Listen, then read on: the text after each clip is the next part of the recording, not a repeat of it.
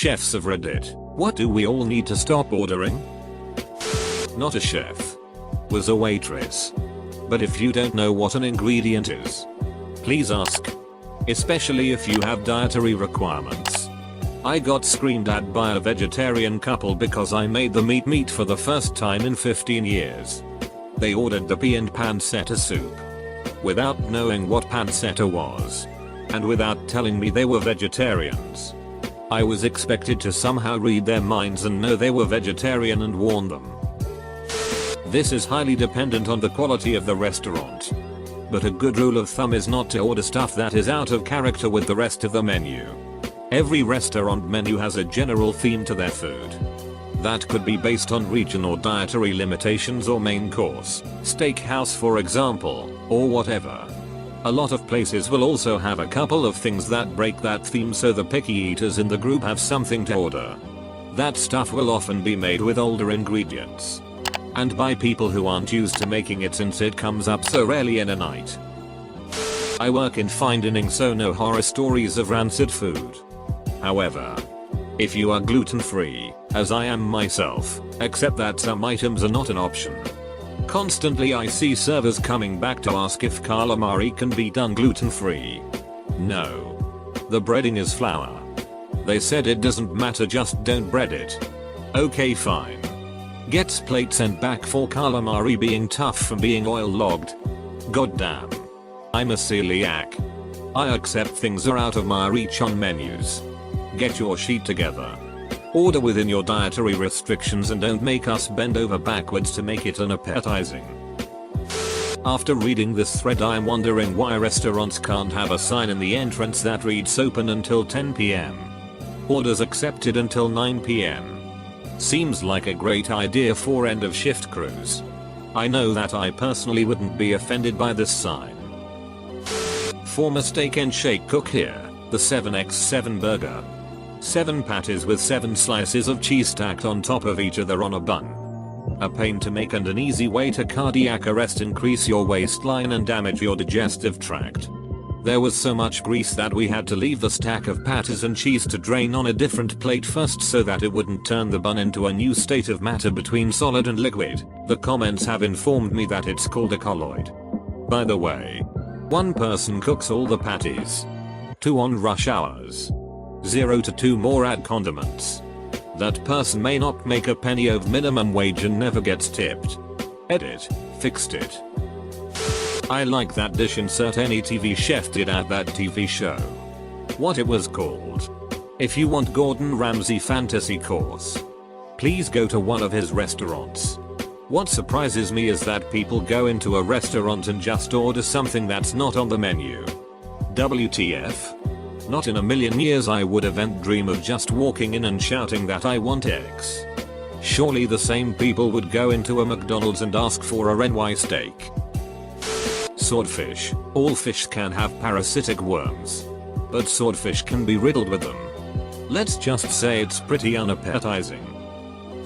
Stop ordering food that's new to you just to try it and then send it back if you don't like it, expecting not to pay for it. The first part is fine. It's the second part that's the issue. I've had the opposite happen before. I got a new dish, and the server came around, asked how things were etc. Said nothing was wrong with the food. I just didn't like it, and had never had it before. She asked if she could get me something else and started reaching for my plate. I was really thrown off. Not sure I would get charged for 2 meals. I said no and just ate it anyway. Stop trying to make your own dish out of our ingredients. I have no problem with substitutions. Sauce on the side, etc. But if you come in and say, can I have this dish?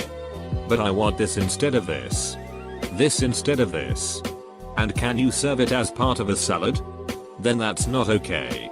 It's one thing to work around an ingredient you don't like, but it's another to treat the kitchen as your pantry. Dishes are designed the way they are on purpose. If you mess with that formula too much, we're no longer responsible for your food tasting good or not. Server at a vegan restaurant here. A woman asked me for something on the menu with no potato or starches, no corn, no wheat, No soy. No vegan cheese. Nothing processed. No added sugar. And no fruit. I suggested a salad. A plain salad. I don't want a salad.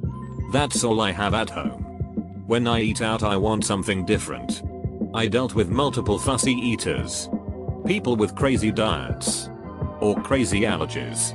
And this was the first time I ever had to say we can't accommodate that order. You haven't given me much to work with. Maybe if you eased up on one or more restrictions. She just had a glass of water. Edit. Also no added oil. And no mushroom caps. Because those and salads are what she has at home and are too boring. Also no raw vegan food. She was not fat, but plump. How dart. As an unlicensed but professional short order cook, I ask you all to reconsider trying our soup. Rather than what not to order. I feel all the places I worked at I always had the ability to load up the soups with whatever I wanted. I am the soup king. You remind me of my old boss. I used to work on a food truck and he was so proud of his tomato soup.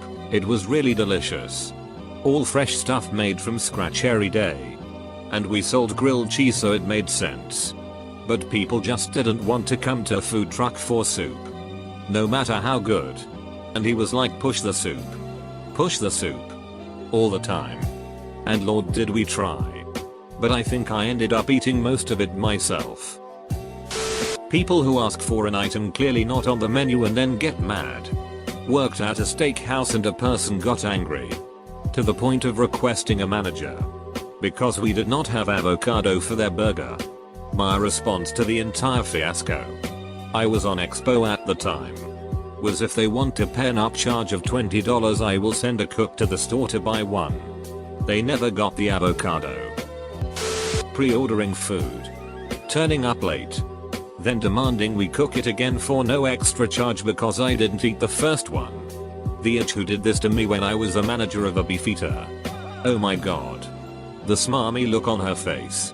Boy oh boy was she unhappy, and I charged all of her mates a portion of the original meal. And said yeah, she said stick it on the bill. And lucky you dopey duck. Reading about chefs complaining about people trying to modify the food is really interesting. Being British I've probably gone as far as asking for one topping to be swapped out for another on a pizza, but that's about it. It wouldn't occur to me to try to change the whole meal. I mean why even eat out? A pepperoni passion from Domino's. If you order double pepperoni with extra cheese it's the same pizza but cheaper. Order whatever you like. Stop telling the waitstaff your sensitivity or preference is an allergy. There is a whole giant cleaning and safety operation that takes place when we get an allergy. And we have to treat everyone seriously because we don't know the number of times people with dairy allergies put milk in their coffee after their meal. Tell us about nut allergies when ordering dessert after eating the rest of their meal that had nuts in it. Or upon being told they could not have a modified version of a dish without shellfish respond with "I'll have it anyway." It's not serious. Not to even mention things like allergies to melted cheese specifically. Dark meat but not white meat from a chicken. Any eggs that aren't scrambled. Peppers but paprika is fine.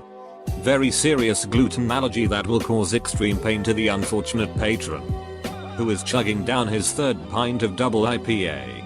I could go on. Just say you don't like it and we won't put it in there.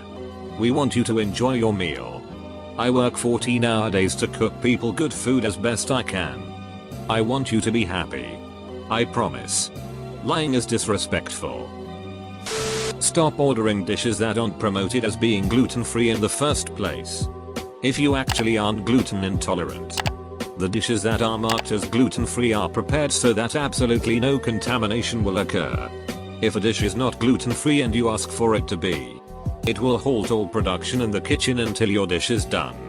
And sometimes you won't get the exact dish because of prep work on ingredients, which might involve being in contact with gluten. It's not on the menu, but can you whip me up a dragon fruit gyoza in a cloud layer of elemental darkness served in a ham tambourine? It's my birthday so you have to do it. Anything that isn't grilled steak or chicken at Applebee's. Almost all the appetizers come pre-bagged and the prices are that of a sit-down restaurant. Luxury prices for fast food quality. Once a chef by technicalities, currently a line cook here. It's not what you need to stop ordering, it's when you need to stop ordering. After you have ordered the first time is when you should stop ordering. Also, it would be nice if you didn't order 10 minutes before close, but if you have to, I understand. However, if you are a regular and come in on the same day at the same time and order the same thing every week, come as late as you want, I will have the food ready for you. Formers up. Employee here. The brownies come in a giant pan already baked and everything. We literally cut them and put them in baggies. Same with the cookies. The chicken. It smells like a trash can. Don't eat the ducking chicken. I hated having to open a new bag and chop it from how pungent the smell was. Yes. It was bagged. The salads. Half of the time employees would handle the ready-to-eat lettuce with their bare hands or with gloves. They had handled other random stuff. Or my favorite. Doorknobs. With the tomatoes are usually moldy and we were told to cut around it. Now for my favorite. Soups. The kitchens will get flies. Guess where flies occasionally like to go swimming? Your favorites chicken pot pie and lobster bisque cost a lot of money, so we were told to fish the fly out and still serve the soup. The soup comes in bags. Pre-made. The whole "we finish the cooking process here" line is bullshit. We are trained to say that so it sounds better than the sheet is made in a factory. Occasionally has hair in it from the factory. I hope you enjoy it. The soup that is brought out in nice new shiny pots is the soup that was just out at the counter. Just in a nicer pot. Wait though. There's more. We froze the leftover soups and would serve them the next day or even later. The macaroni and cheese. Italian wedding. etc. would basically fall apart because the noodles couldn't go through the heating process twice. Former Arby's guy here. As far as fast food goes, Arby's is relatively safe. That said, if you look closely, a lot of the chicken sandwiches, eggs, cordon bleu, are like 600 calories. And are loaded with salt. Mostly in the dressings. Plus, chicken has to be fried whereas everything else is pre-prepared. So if you're in a hurry, it's best to avoid those. Same goes for fish when that time of year rolls around. Those are a rich to make during rushes as well. Because everything gets held up if there's none ready to go. Also, the chicken gives me the sheets. But I think that's just a me problem. If it's not on the current menu, but was on before, don't be a big dig and order it if you remember it. Now we have to get a manager to verify it. Explain what was in it and how it was cooked prepared. Not only do you inconvenience us, but you also slow down the rest of the sheet we have to make because we have to take special notice of just your food. Don't order something that's not on the menu. Even if you've had it there before. Cooks set up their stations very specifically in order to efficiently cook what's on the menu. Ordering something you saw on TV or ordering a past menu item means we have to stop cooking and prep the ingredients for your meal, which screws up our rhythm. If you don't want what's on the menu, go to a different restaurant.